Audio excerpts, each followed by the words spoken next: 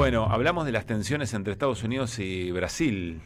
Así es, ayer tuvo un día bastante frenético Donald Trump tuiteando o usando redes sociales para insultar, para amenazar, para amedrentar a muchos gobiernos. Uno de ellos, por ejemplo, fue Indonesia. Indonesia es uno de los países del sudeste asiático que tiene cierto superávit comercial con Estados Unidos.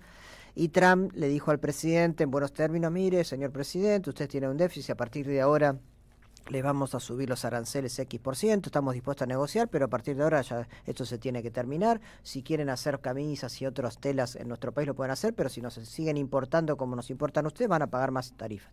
Y así lo hizo con varios gobiernos, hasta que llegó la carta o el tuit contra Lula y subió la temperatura, porque en este caso no solo Trump criticó en un tema comercial con Brasil, falso por otra parte, porque Brasil tiene déficit de mercadería con Estados Unidos, sino que se metió absolutamente como en un tema interno de Brasil y de la justicia brasileña, que es el proceso judicial que se le sigue al expresidente Jair Bolsonaro, argumentando que es una caza de brujas, que es una persecución política de Bolsonaro. Trump le anuncia al gobierno de Brasil, al presidente Lula, que le va a subir 50% los aranceles a todo lo que le vende Brasil al mercado norteamericano, desde café hasta acero. La carta es totalmente insultante, ya de movida lo es. Un presidente no tiene nada que opinar sobre un proceso judicial que se da en otro país. Y hay ahí un trasfondo que me parece interesante destacar. Recordemos que Lula estuvo preso por una causa armada, un lawfare clarísimo, a tal punto claro que después se anularon las pruebas por las cuales se había condenado a prisión a Lula. Estuvo un año y medio. Claro, y reconocido, además. Claro, y reconocido, anularon las pruebas porque reconocieron que estaba armado por el juez Moro y demás. Pero se sabe que el argumento o el mecanismo para lograr que Lula fuese proscripto y descarcelado o excarcelado, de alguna manera tuvo que ver con cierta intervención posiblemente del presidente Joe Biden, ¿no? De los lazos que tiene el gobierno de Brasil con el Partido Demócrata. Lo mismo pasa en la otra vereda entre Trump y Bolsonaro, es decir, son aliados. El hijo de Bolsonaro está en una especie de exilio en Estados Unidos haciendo lobby.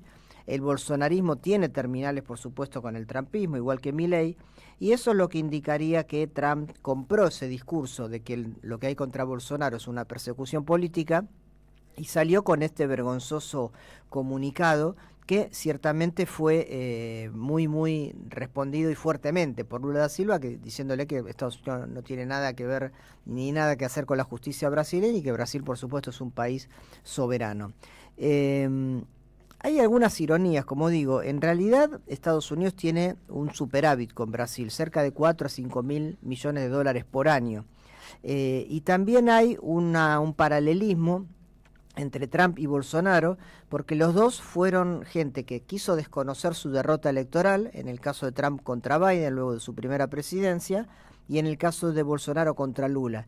Y las filas del bolsonarismo y del trumpismo, recordemos que hicieron lo mismo: asaltaron las instituciones, quisieron provocar un golpe de Estado, invadieron el Capitolio, lugares institucionales, destruyeron cosas, etcétera, etcétera. Y los dos, tanto Trump como Bolsonaro, sufrieron un juicio. Es decir, hay mucho paralelismo en esa situación.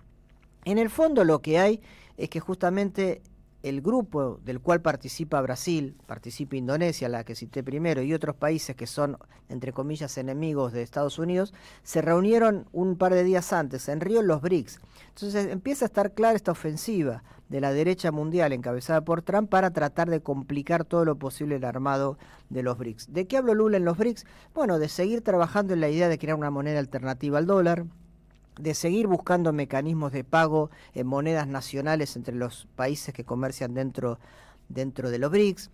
Por supuesto, se criticó muchísimo toda la destrucción que hubo en Siria, en Libia y actualmente en la guerra de Rusia y Ucrania, en Medio Oriente, y los ataques sobre todo de Israel a Irán.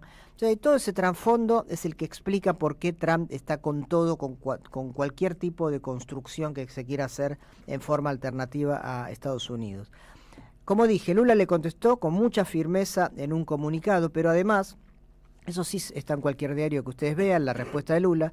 Lo que no está tan conocido, es una nota que Luis Ignacio Lula da Silva publica hoy mismo en La Jornada de México, como una columna de opinión del presidente de Brasil, Voy a leer 2 párrafos para cerrar, donde me parece que también pone en foco el trasfondo de esta pelea con Trump.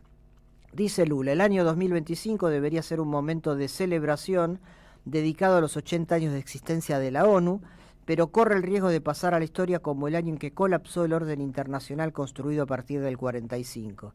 Las grietas ya eran visibles, dice Lula. Las invasiones de Irak y Afganistán, la intervención en Libia, la guerra en Ucrania. Algunos miembros permanentes del Consejo de Seguridad han banalizado el uso ilegal de la fuerza. La omisión ante el genocidio en Gaza representa una negación de los valores más fundamentales de la humanidad.